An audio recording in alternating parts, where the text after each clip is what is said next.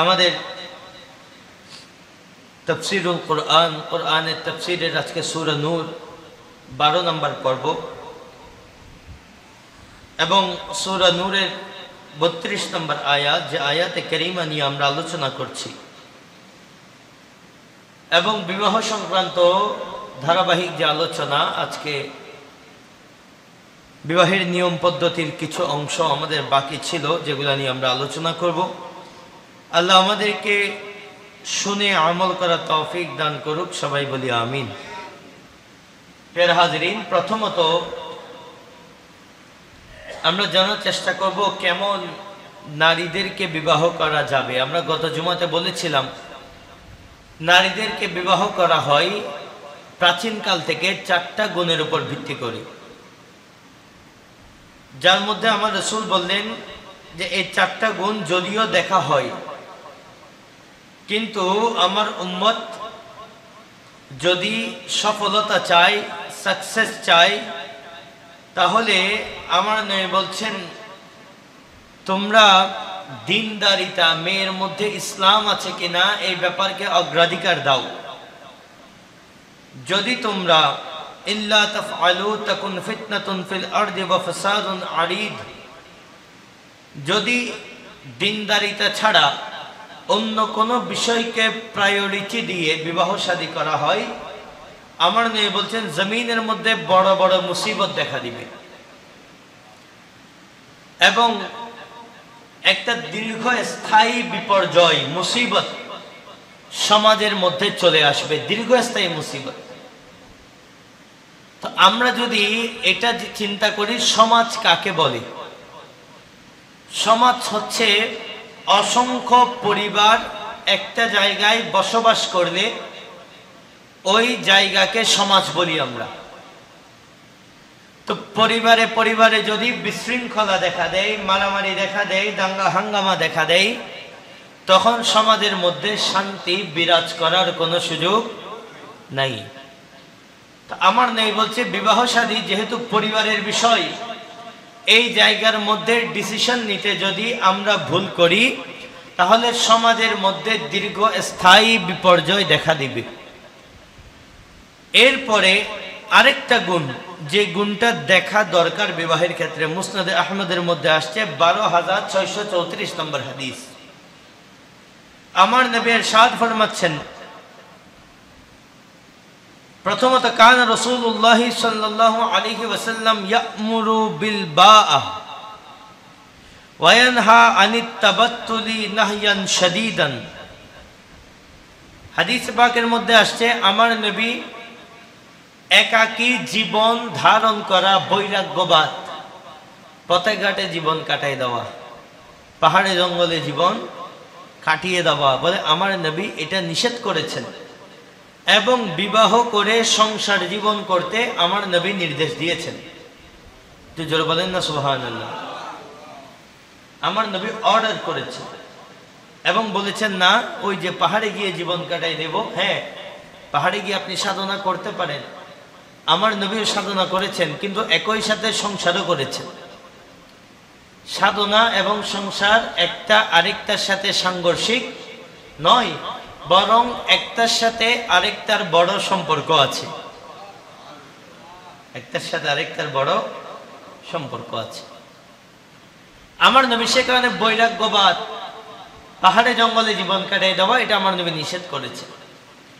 এবং কেমন নারী বিয়ে করবে আমার নবী বলেছেন ওয়ায়াকুলু তাযাওয়াজু আল ওয়াদুদা আল ওয়ালুদা, বলে এমন নারী বিবাহ করবা যাদের স্বামীর প্রতি মহব্বত বেশি হবে এবং তারা সন্তান দানে অধিক সক্ষম হবে। কম বয়সী সন্তান দানে অধিক সক্ষম নারীদেরকে বিবাহ করার জন্য আমার নবী পরামর্শ দিয়েছেন, নির্দেশ দিয়েছেন। কেন? মানে ইন্নী মুকাসিরুল আম্বিয়া ইয়াউমাল কিয়ামাহ, আমার নবী বলছেন কিয়ামতের ময়দানে সমস্ত নবীরা উম্মত নিয়ে দাঁড়াবে, সেদিন আমি নবী উম্মত বেশি হওয়ার কারণে বাকি নবীদের উপর গর্ববোধ করব। তো সেই উম্মত বেশি হবে যখন উম্মত সন্তান বেশি গ্রহণ করবে। মনে রাখবেন, সন্তান যখন দুনিয়াতে আসে সন্তান তার রিজিক নিয়ে আসে। যদিও আমাদেরকে সামাজিক বিজ্ঞান বইয়ের মাধ্যমে যুগের পর যুগ শেখানো হয়েছে দুটি সন্তানের বেশি নয়, একটি হলে ভালো হয়, একটি হলে ভালো হয়। এই কথার সাথে ইসলাম কখনো একমত পোষণ করে না, বরং আমরা জাতি হিসেবে ব্যর্থ যে আমরা তো দুইটা নিয়ে আসি দুনিয়াতে, ভালোই আছি, কিন্তু এই জনসংখ্যাকে জনশক্তিতে রূপান্তর করতে আমাদের গভর্নমেন্ট কখনোই পারে নাই। আমরা অকামের ঢেকি তৈরি করেছি পুরো দেশের মধ্যে, হাজার হাজার lakh lakh honours masters pass করা ছেলে, কিন্তু চাকরির বাজারের জন্য একজনও ফিট না, একজনও ফিট না। কথা হচ্ছে আপনার জনসংখ্যা যত বেশি হোক, আপনি যদি কাজের মতো কাজের মানুষ তৈরি করতে পারেন, এই জনসংখ্যাকে পৃথিবীর অন্য দেশের মানুষ হায়ার করে নিয়ে যাবে। সুতরাং জনসংখ্যা কখনো জাতির জন্য ক্ষতির কারণ হতে পারে না। এবং জাপানের মধ্যে বর্তমানে তাদের দেশে বৃদ্ধ মানুষের সংখ্যা বেশি, বৃদ্ধ মানুষের সংখ্যা এই ইহুদি নাসারা চক্রান্তের মধ্যে পড়ে ওই তারাও দুনিয়াবি সেটেলমেন্ট, এত বেশি তারা দুনিয়াবি ভাবে সেটেল। এখন ওখানে ইয়াং জেনারেশন নাই। এখন তারা বলছে যদি সন্তান 3টা 4টা হয় তাহলে সরকার টাকা পয়সা দিবে উল্টা। ওই ঘুরে ফিরে মূল জায়গায় আসছে, বলে তোমরা বেশি বেশি সন্তান নাও, পালার টেনশন তোমাদের করতে হবে না, সরকার দিবে টাকা পয়সা। তো কেন তোমরা না আমাদেরকে শিখাইলা সন্তান কম হইলে মঙ্গল? এখন কেন তোমরা থিওরি পাল্টাই ফেলতেছ? মনে রাখবেন যুগে যুগে অনেক থিওরি আসবে, ইসলামের থেকে বড় কোন থিওরি কিয়ামত পর্যন্ত কেউ দিতে পারবে না, কিয়ামত পর্যন্ত পারবে না। আমি একটা মোবাইল কিনলাম, মোবাইল, এই মোবাইলটা ডিসপ্লে যদি নষ্ট হয়ে যায় দুইভাবে সার্ভিসিং করা যায়। একটা হলো লোকাল দোকানে গিয়ে সার্ভিসিং করা, আরেকটা হলো যে ব্র্যান্ডের মোবাইল ওই ব্র্যান্ডের কাছে সার্ভিসিং করা। পুরো দুনিয়া জানে যে ব্র্যান্ডের মোবাইল তার কাছে গিয়ে যদি সার্ভিসিং করেন আপনি ভালো সাপোর্ট পাবেন, যেটা লোকাল দোকানে কখনো পাওয়া যাবে না। এটাই নিয়ম, কারণ যার মোবাইল সে জানে এখানে কি লাগবে, লোকাল দোকানদার কখনো সেটা বলতে পারবে না। একইভাবে যে মালিক ও মাওলা দুনিয়া সৃষ্টি করেছেন উনি একটা থিওরি দিলেন, আবার দুনিয়ার লোকাল পাবলিক আরেকটা থিওরি দিল। মনে রাখবেন কিয়ামত পর্যন্ত মালিক ও মাওলা আল্লাহর উপরে কারো থিওরি কার্যকর হবে না। যত বেশি অন্য মানুষের থিওরি নিব তত বেশি আমরা ঠকবো, আর যত বেশি আল্লাহর থিওরির উপর চলবো তত দুনিয়াও কামিয়াব আখিরাতও কামিয়াব। আল্লাহ আমাদেরকে আল্লাহর সিদ্ধান্ত মোতাবেক চলার তৌফিক দান করুক, সবাই বলি আমিন। প্যারা হাজরিন, একইভাবে বিবাহের ক্ষেত্রে কেন আওলাদ গুরুত্বপূর্ণ দেখেন। হাদিস পাকের মধ্যে হযরত আবু হুরায়রা রাদিয়াল্লাহু তাআলা আনহুর উদ্দেশ্যে হযরত আবু হাসান রাদিয়াল্লাহু তাআলা আনহু আবু হুরায়রা রাদিয়াল্লাহু তাআলা আনহুকে বলছেন, বলে আমার 2টা সন্তান ইন্তেকাল করেছে। কয়টা সন্তান? 2টা। বলে আপনি আমার রাসূল থেকে কি এমন কোন হাদিস শুনেন নাই যেটা আমাকে বললে আমি অন্তরের মধ্যে শান্তি পাবো? কারণ আমার 2টা সন্তান আল্লাহ নিয়ে গিয়েছেন, এটা তো আমার জন্য কষ্টের বিষয়। এমন কোন হাদিস আপনার কাছে আছে কিনা যে হাদিস আপনি বললে আমার অন্তর শান্ত হয়ে যাবে? তো জোরে বলেন না সুবহানাল্লাহ। দেখেন সন্তান চলে গিয়েছে, ওই সময় সাহাবায়ে কেরাম শান্তি খুঁজতেছেন আমার নবীর কাছে, বলে আমার নবীর কোনো কালাম এমন আছে কিনা যেটা বললে আমার দিশেহারা অন্তর শান্ত হয়ে যাবে। সে কারণে দরুদে তাজের মধ্যে আমার নবীকে বলা হচ্ছে রাহাতুল আশিকিন। বলে নবীকে বলে যার জবানের কালাম শুনলে আশিকদের অন্তর শান্ত হয়ে যায়, উনি হচ্ছেন নবী। প্যারা হাজিরিন, তখন হযরত আবু হুরায়রা রাদিয়াল্লাহু তাআলা আনহু বলেন নাআম, বলে হ্যাঁ আমার কাছে তোমার জন্য হাদিস আছে। তোমার জন্য আমার কাছে হাদিস আছে। বলে কেমন হাদিস? তখন তিনি বলছেন সিগারুহুম দাআ মিসুল জান্নাহ ইয়াতালাক্কা আহাদুহুম আবাহু আও ক্বালা আবাওয়াইহি ফায়াখুযু বিসাওবিহি আও ক্বালা বিয়াদিহি কামা আখুযু আনা বিশনিফাতি সাওবিকা হাযা ফালা ইয়াতানাহা আও ক্বালা ফালা ইয়ানতাহি হাত্তা ইউদখিলাহু আল্লাহু ওয়া আবাহুল জান্নাহ। বলে ছোটরা হচ্ছে জান্নাতে উড়ে বেড়ানো পাখির মতো। একটু জোরে বলেন না সুবহানাল্লাহ। অনেক কারো ছোট ছোট বাচ্চা ইন্তেকাল করে, আমার নবী বলছেন এই ছোট বাচ্চা জান্নাতে উড়ে বেড়ানো পাখির মতো। এই বাচ্চারা হাসরের ময়দানে অস্থির বাবা মাকে যখন ঘুরতে দেখবে, এসে বাবার কাপড় ধরবে অথবা হাত ধরবে। এখনো ছোট বাচ্চারা দেখবেন কোথাও গেলে বাবার কাপড় ধরে রাখে শক্ত করে, বাবার হাত ধরে রাখে শক্ত করে। আমার নবী বলছেন বাবার কাপড় ধরবে অথবা হাত ধরবে, ধরার পরে কি করবে? বলে ততক্ষণ পর্যন্ত বাবাকে ধরে রাখবে, চাচাকে ধরে রাখবে, দাদাকে ধরে রাখবে, যতক্ষণ পর্যন্ত না তাদেরকে জান্নাতে প্রবেশ করাবে। তো সন্তান থাকলেও মঙ্গল, আল্লাহ নিয়ে গেলেও মঙ্গল, থাকলেও ভালো, নিয়ে গেলেও ভালো, কিন্তু আমরা সবর করতে পারি না। সবর করতে হবে, সবরের বিনিময়ে আল্লাহ আপনাকে জান্নাত নসিব করবে। আল্লাহর সম্পদ আল্লাহ নিয়ে গিয়েছেন, এই জায়গায় সবর করার কোনো বিকল্প নাই, অস্থির হয়ে যায় আমরা অনেক সময়। মনে রাখবেন আল্লাহ সবচেয়ে বড় নিয়ামত, যে নিয়ামতের জন্য নবীরা দোয়া করতেন। নবীরা দোয়া করছেন রব্বি লা তাযারনি ফারদা ওয়া আনতা খায়রুল ওয়ারিসিন। নবীরা দোয়া করছেন রব্বি হাবলি মিনাস সালিহিন। যে বড় নিয়ামতের জন্য নবীরা আল্লাহর কাছে দোয়া করতেন, ওই নিয়ামতের নাম হলো আওলাদ। ওই নিয়ামতের নাম আওলাদ। নেক আওলাদ কত বড় নিয়ামত! বলে দুনিয়াতে তো আপনি উপকার পাবেন, বৃদ্ধাশ্রমে যাবার প্রয়োজন নাই। দুনিয়াতে তো আপনাকে নাফা দিবে, উপকার দিবে, বেনিফিট দিবে। কবরে গেলেও আপনার জান্নাতের ওসিলা হবে। আমার নেই বলছেন তিনটা জিনিস যেগুলা বান্দা কবরে যাওয়ার পরেও সমস্ত অ্যাকাউন্ট অফ হয়ে যায়, তিনটা অ্যাকাউন্ট চালু থাকে। তো আওয়াজ দিয়ে বলেন না সুবহানাল্লাহ। তিনটা অ্যাকাউন্ট কি থাকে? চালু থাকে। নাম্বার 1, আমার নবী বলছেন বান্দা কোরআন এবং হাদিসের যে আলম দুনিয়ার মধ্যে বিতরণ করেছে, আপনি কবরে যাবার পরে আপনি যাদেরকে শিখিয়েছেন তারা দুনিয়াতে আমল করবে, আপনার আমল নামায় সওয়াব যেতে থাকবে।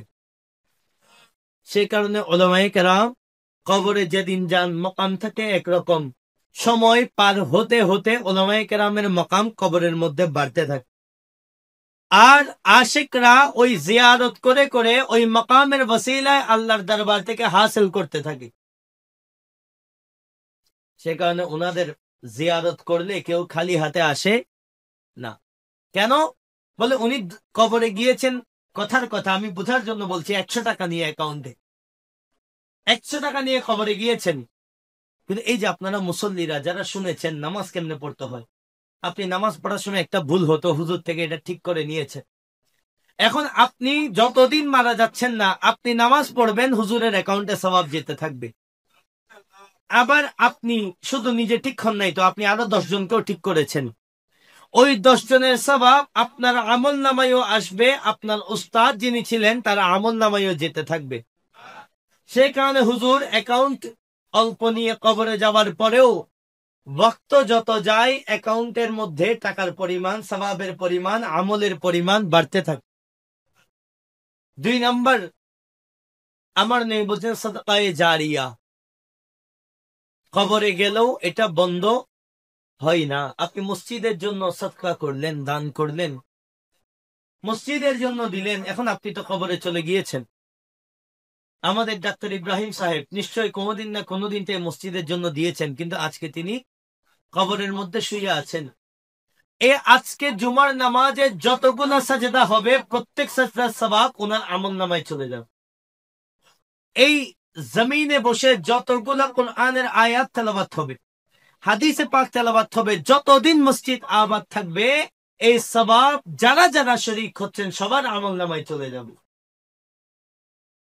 গাছ লাগাইলেন, গাছের মালিক, কত গাছের মালিক কবরে শুয়ে আছে। এই গাছের বাতাস যতক্ষণ প্রবাহিত হবে, এই গাছের থেকে যত মানুষ অক্সিজেন নিবে, এই গাছের ছায়ায় যত মানুষ বসবে, ওদিকে যিনি লাগিয়েছেন উনি হয়তো কবরের মধ্যে শুয়ে আছেন, কিন্তু সওয়াব কবরের মধ্যে চলে যায়। রাস্তার জন্য জায়গা ছেড়ে দিয়েছেন, আমরা এগুলাকে ইবাদত মনে করি না, আমরা মনে করি শুধু সিজদা দিলেই ইবাদত। এমন ভাবে ঘরের সাথে ঘর লাগাই দিছি, লাশ বের করবে ওই জায়গা পর্যন্ত নেই, খাটিয়া বের করবে ওই জায়গা পর্যন্ত নাই, ড্রেন যাবে জায়গা নাই, ঘরের সাথে ঘর লাগাই দিছি না, আমি 2 হাতও ছাড়বো না। মারা যাওয়ার পর লাশ কোন দিকে যাবে ওইটা পরের বিষয়, লাশ গেলে যাবে, না গেলে নাই, পড়ে দরকার হইলে পুড়ে ফেলবা, কিন্তু আমি ঘরের জায়গা কি করতে পারবো না, ছাড়তে পারবো না। আপনি হাঁটার জন্য জায়গা ছেড়ে দিয়েছেন, কিয়ামত পর্যন্ত যখন মানুষ ওই জায়গার মধ্যে হাঁটবে প্রত্যেকটা হাঁটার স্বভাব আপনার আমলনামায় লেখা হয়ে যাবে। এই আমাদের মসজিদের জন্য কত সুন্দর হাঁটার জায়গা। এখন বলেন তো এই জায়গা যদি ব্লক করে দিই আজকে থেকে, এই মসজিদে আর কেউ আসতে পারবে?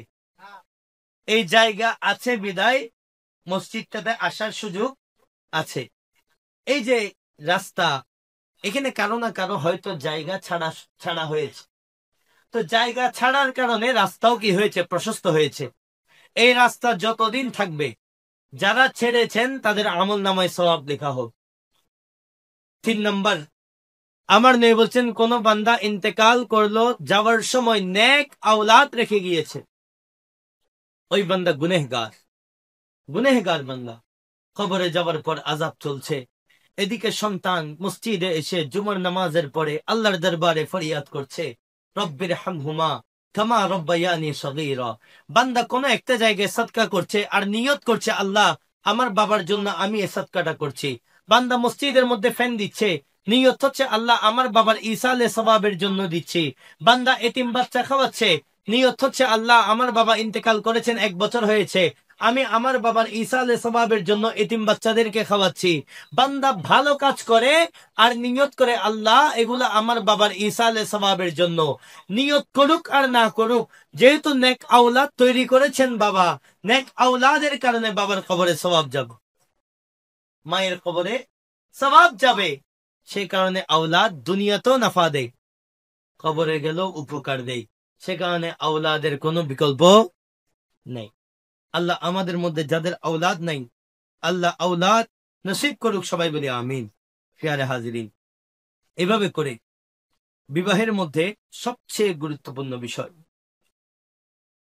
এবং আমাদের সমাজে যে বিষয় ভয়াবহ আকার ধারণ করেছে তার নাম হচ্ছে মোহর। এই মোহরকে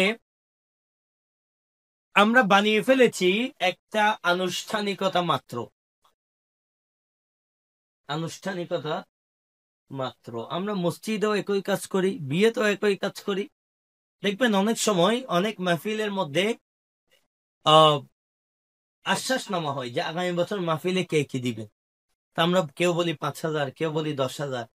দাবার বেলায় এই টাকা উদ্ধার করা অনেক সময় বড় মুশকিলের ব্যাপার হয়ে যায়। একই ভাবে বিয়ে শাদীতেও আমরা বলি আচ্ছা মোহর কত, বলে 12 লাখ 15 লাখ। আচ্ছা লেখো, যে লিখতে বলছে সেও জানে সে আরো 2বার দুনিয়াতে আসলেও 15 লাখ টাকা চোখে দেখবে না। কেন লিখাচ্ছে? বলে এই টাকা কি আর দিতে হবে, হয় মাপ চেয়ে নিব অথবা মরার আগে না দিলেও তো চলতেছে, মরে গেলে মাফ করে দিব।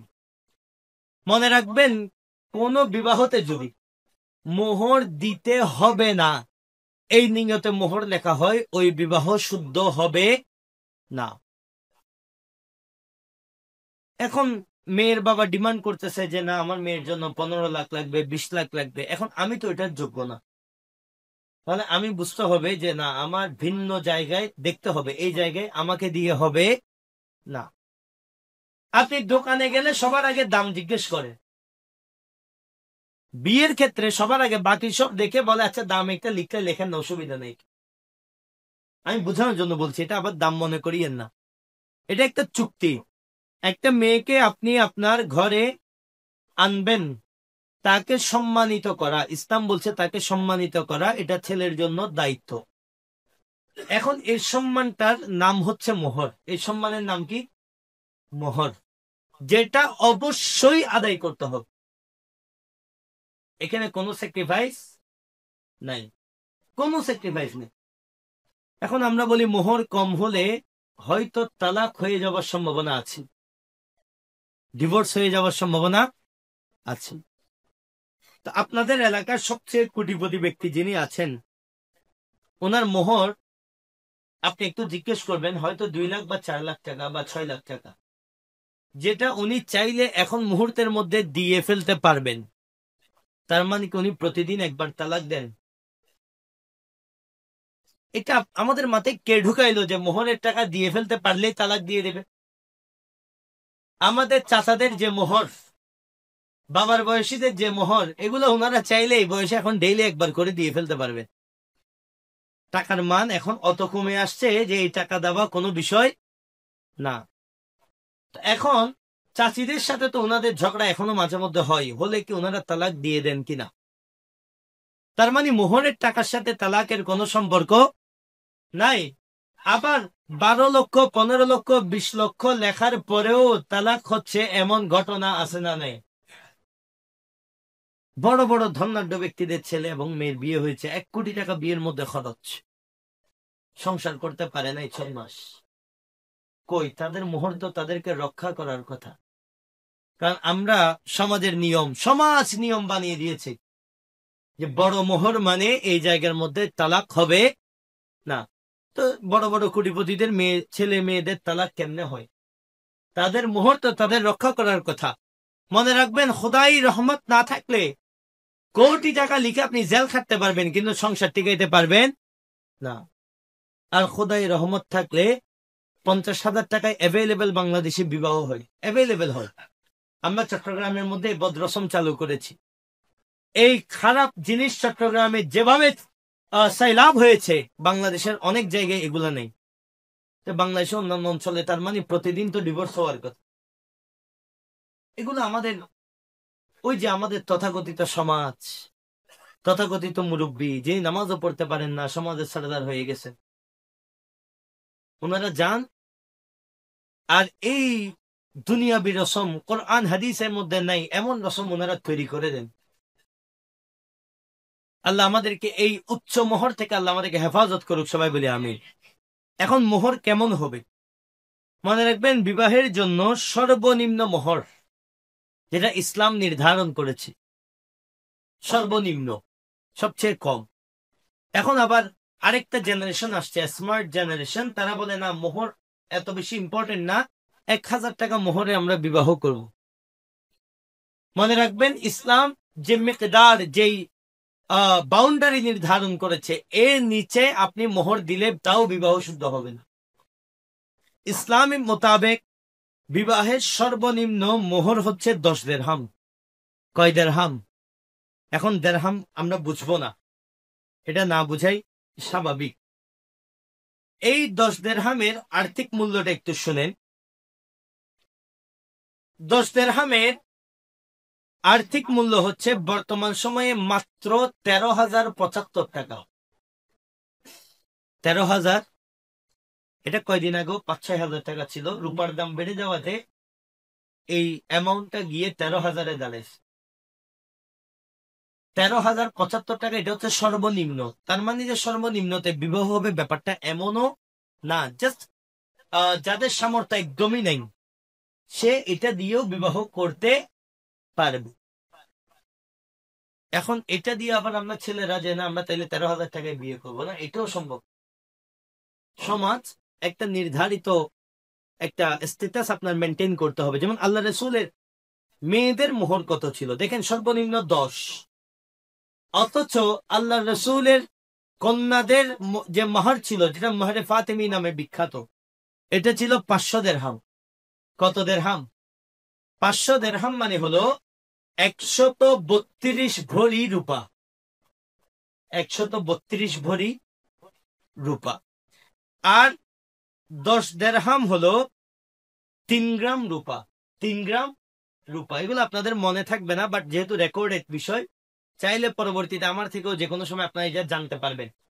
132 ভরি রূপার যে বর্তমান বাজার দাম, যেমন আজকে থেকে 2 বছর আগে আমরা যে 132 ভরি রূপার দাম ছিল 2,86,000 টাকা, 2,86,000 টাকা। বর্তমানে আমরা জানি রূপার দাম অনেক বাড়তি। বর্তমানে আল্লাহ রসুল যে কন্যাদেরকে মাহার দিয়েছেন ওইটার বাজার দাম হচ্ছে 6,53,000 টাকা, 6,53,000 টাকা।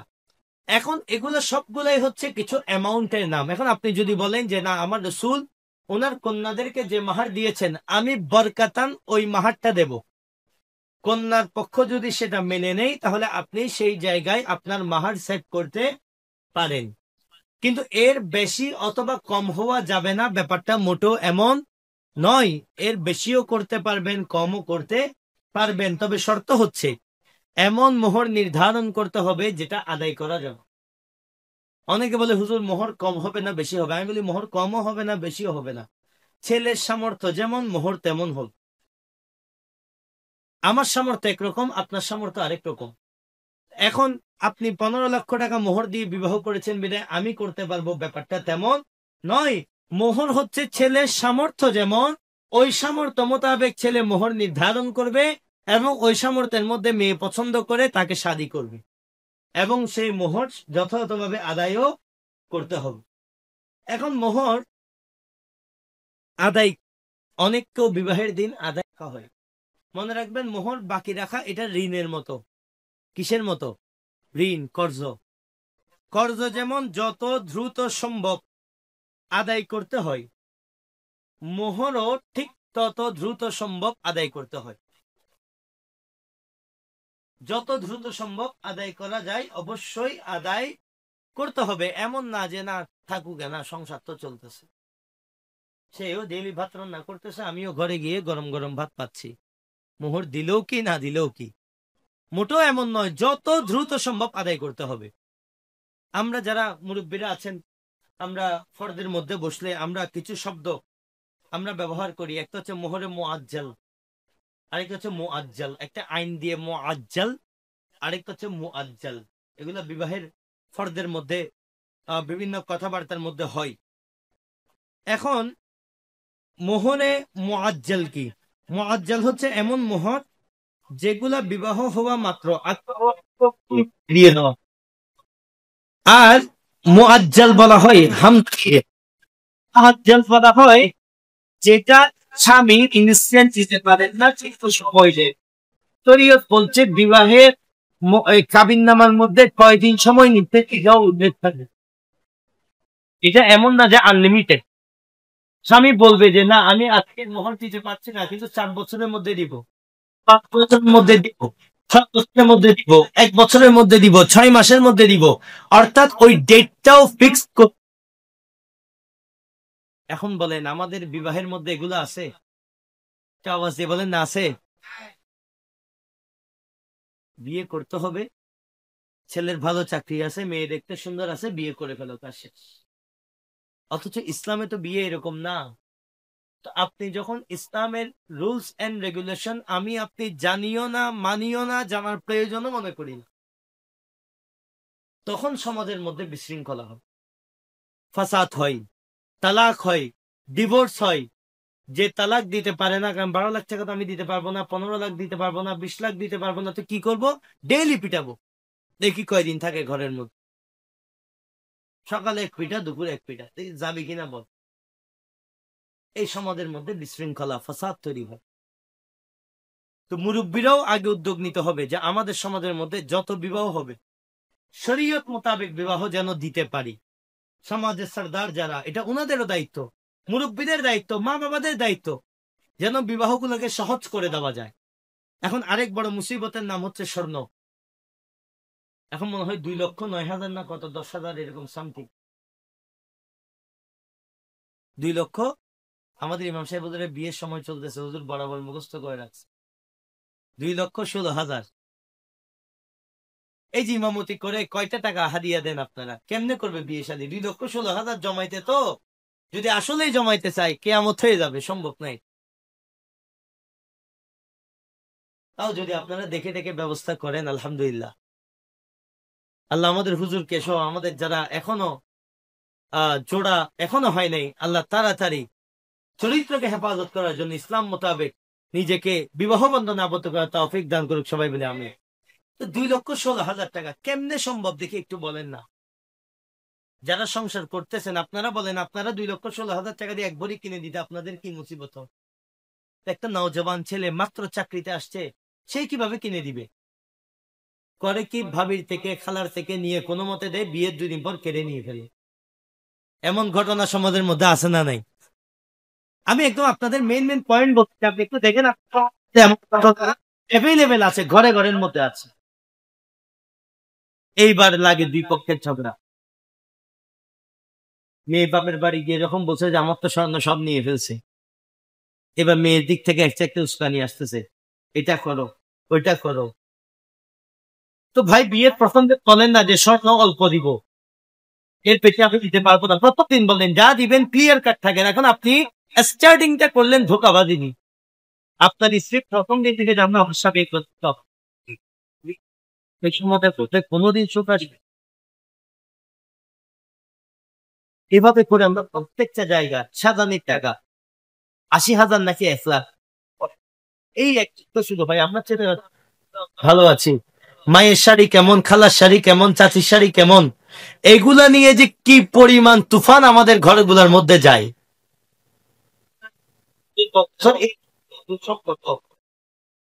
একটা মসজিদে নতুন হুজুর রাখলে আপনারাও বলেন না হুজুর নতুন আসছে 2-4 দিন থাক, বুঝুক আমাদেরকে।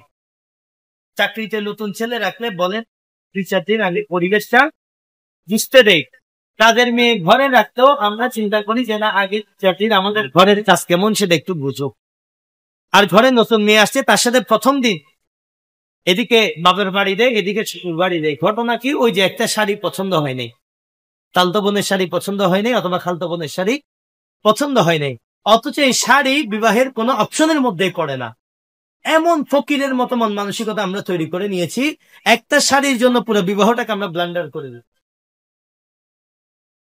ভাই এত ফকির হইলে ভিক্ষা করেন, 2-4টা শাড়ি তো ভিক্ষার টাকা দিয়ে কিনতে পারে। একটা নতুন সংসারকে তো জাহান্নাম বানানোর কোনো দরকার নাই। কোথায় মুরব্বী হয়ে আমরা সমাজ সংসারটাকে শান্তির বানাবো, জান্নাত বানাবো, আমরা জাহান্নাম বানাই দিচ্ছি। আল্লাহ আমাদেরকে এর একটু বুঝতে হবে। আপনারা, ইসলাম মানে শান্তি। মুসলিম হয়ে যদি প্রতি কথায় আমরা অশান্তি তৈরি করতেছি, প্রতি কথায় সাজানি কয় টাকা দিচ্ছেন অশান্তি, কাবিন নিয়ে অশান্তি, স্বর্ণের ডিজাইন নিয়ে অশান্তি। তো একটা ছেলে বিবাহ করার পরে সে আল্লাহর দরবারে এতদিন দোয়া করেছিল কুররাতা আয়ুন, আল্লাহ আমার চোখের শান্তি। এখন তো চোখের শান্তি নাই, মনের শান্তি, জীবনের শান্তি সব দাফন। সে এখন চিন্তা করতেছে আল্লাহ কি পাপ করছিলাম, আল্লাহ ভালো জানে। এই যে নতুন 2টা ছেলে এবং মেয়ে, তাদেরকে তো আপনার সবাই সাপোর্ট দিতে হবে। আমার রাসূল দোয়া শিখাই দিচ্ছেন, বলে আকদ যখন শেষ হবে তখন দোয়া করতে হবে বারাকাল্লাহু লাকা। আমার নবী দোয়া শিখাই দিচ্ছেন যে তাদের জন্য দোয়া করো। এখন দোয়া তো দূরের কথা, আমরা বদদোয়া দিয়ে মেরে ফেলতেছি। বারাকাল্লাহু লাকা ওয়া বারাকা আলাইকা ওয়া জামাআ বাইনাকুমা ফিল খায়র। আল্লাহ তাদের মধ্যে বরকত দান করুন। সবাই বলেন না আমি। এখন এই যারা খেজুর খেয়ে খেয়ে আমরা চলে যাই, একজনও দোয়া করি? আকদ শেষ, শুধু যে একটু দোয়া করবো ওই সময় তো নেই। নাস্তার প্যাকেট টান মারি, আমি আমার মতো দৌড় মারি বেরিয়ে গেছি। আল্লাহ রসুল বলছেন নববিবাহিত দম্পতির জন্য কি হবে, কি করতে হবে?